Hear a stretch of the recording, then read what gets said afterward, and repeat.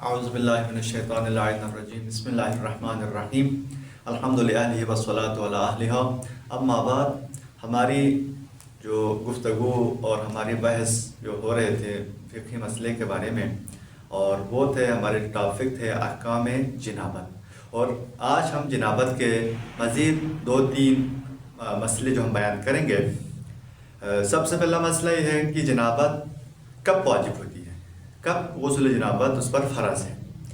اگر کوئی شخص جمعہ کرے اور عضو تناسل سپاری کی مقدار تک یا اس سے زیادہ عورت کی فرج میں داخل ہو جائے تو خواہ یہ دخول فرج میں ہو یا دبر میں، اور خواہ وہ بالغ ہو یا نابالغ، خواہ منی خارج ہو یا نہ ہو، دونوں جنب ہو جاتے ہیں. مسئلہ یہ تھا کہ غسل جنابت اس وقت واجب ہوتی ہے جب مرد نے کسی عورت کے ساتھ جمعہ کر لے. مقدار یہ ہے، جمعہ کا مقدار اس کے عضو تناسل سپاری کی مقدار تک یا اس سے زیادہ، یعنی کمی میں سپاری کی مقدار ہے. یعنی سپاری کی مقدار تک اگر وہ دخول ہو جائے، چاہے وہ دخول دبر میں ہو یا قبول میں، اس صورت میں دونوں مجنب ہو جاتے ہیں، یعنی دونوں پر غسل جنابت واجب ہے. دوسرا مسئلہ،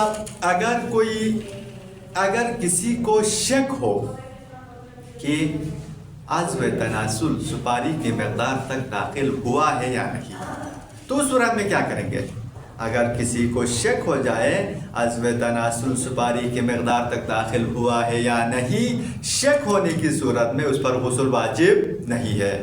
یعنی یقین ہونا چاہیے، شک کی بنا پر غسل واجب نہیں. غسل کے واجب ہونے کے لیے شرط ہے کہ یقین ہو عضو تناسل سپاری کی مقدار تک داخل ہوا ہے.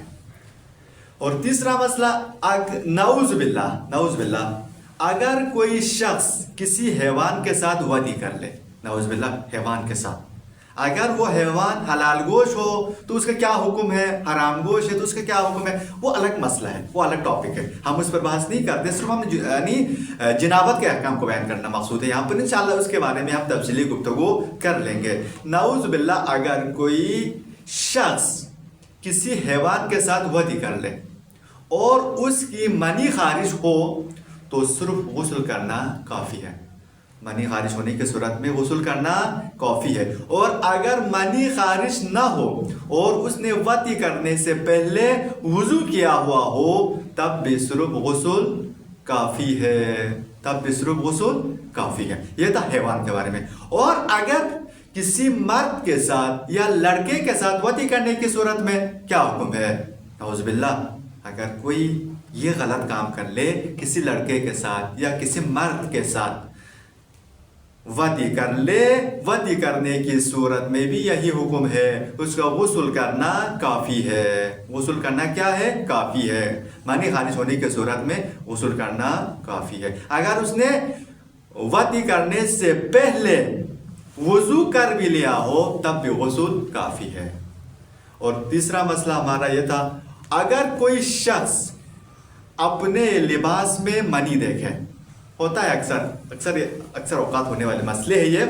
اگر کوئی شخص اپنے لباس میں منی دیکھے اور جانتا ہو کہ اس کی اپنی ہے منی، اور یہ بھی جانتا ہے کہ یہ منی اپنی ہے، اور اس نے اس منی کے لیے غسل نہ کیا ہو تو ضروری ہے کہ غسل کرے. اور جن نمازوں کے بارے میں اس سے یقین ہو کہ اس نے منی خارج ہونے کے بعد پڑھی ہے، ان کی قضا کرے، کیونکہ اس نے نجس لباس کے ساتھ اور ساتھ ہی ساتھ غسل واجب تھا، اس نے غسل کو واجب کو انجام نہیں لیا اور بجا نہیں لایا. غسل بجا نہیں لانے کے صورت میں اس نے جو نماز پڑھی ہے اس کی نماز باطل ہے اور اس کی قضا اس پر واجب ہے.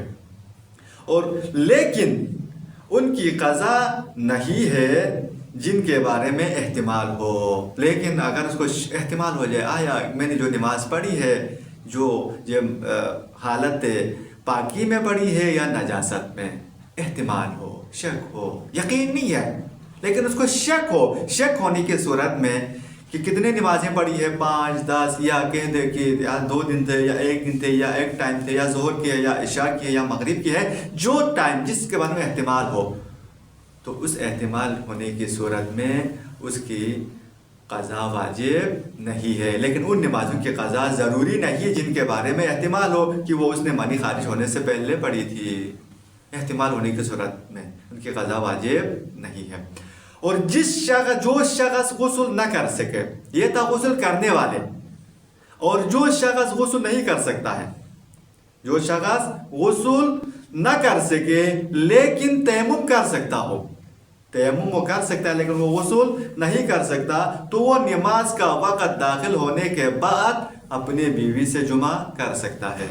उसका वजीफ़ा तो तयम्मुम है, तयम्मुम होने के साथ भी वक्त नमाज यानी नमाज का वक़्त दाखिल होने के बाद भी वो अपने बीवी के साथ जुमा कर सकते हैं। ये थे जी आज के हमारे मसले। इंशाअल्लाह मज़ीद हम इसी टॉपिक पे, ये थे वाजिबात में, और अब हम मुहर्रमात में थे। अब हम इसके बाद मकरूहात के टॉपिक को भी लेंगे और इसी पर हम तफसीली गुफ्तगू कर लेंगे। और हमारी रिक्वेस्ट है कि आप हमारी इस चैनल को सब्सक्राइब और लाइक करना ना भूलिए। और वाखिर दावाना अनिल हम्दुलिल्लाहि रब्बिल